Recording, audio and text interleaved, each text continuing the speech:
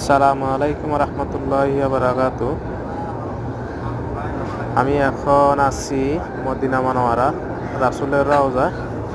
আল্লাহুম্মা সাল্লি ওয়া সাল্লিম আলা নাবিয়িনা মুহাম্মদ সাল্লাল্লাহু আলাইহি ওয়াসাল্লাম। এটা হচ্ছে আমাদের প্রিয় নবীজির রওজা শরীফ। এখানে এই মিম্বর থেকে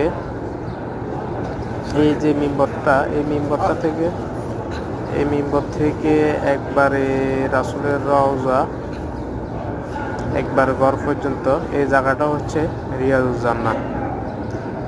এটা দুনিয়ার ভিতরে একটা জান্নাত। এই জান্নাতে যে যে দোয়া করে ওই দোয়াই আল্লাহ কবুল করে।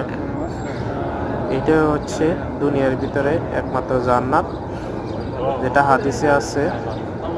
যদি কেউ কসম করে বলে যে আমি জান্নাতের ভিতরে ঢুকছি, এটাই হচ্ছে ওই জান্নাত। এই মিম্বর থেকে একবারে ঘর পর্যন্ত এই জায়গাটাই হচ্ছে রিয়াজুল জান্নাত।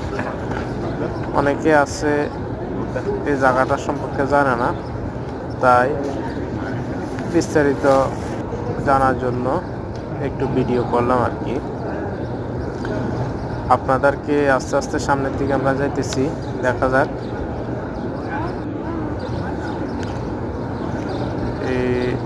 এই ঘরটা যে সবুজ রঙের ঘর, এই ঘরটাতে আছে আমাদের নবীজি, আবু বকর, ওমর ইবনে খাত্তাব রাদিয়াল্লাহু আনহু।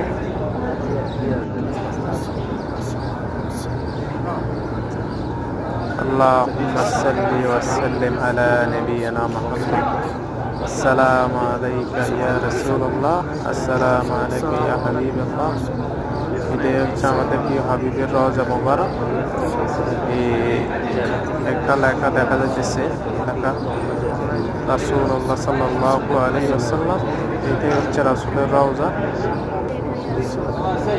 তারপর হচ্ছে যায় সাহাবী আবু বকর, তারপর হচ্ছে যায় ওমর ইবনে খাত্তাব রাদিয়াল্লাহু। এটাই হচ্ছে রওজা শরীফ, এটাই রিয়াজুল জান্নাত। সবাই ভালো থাকবেন।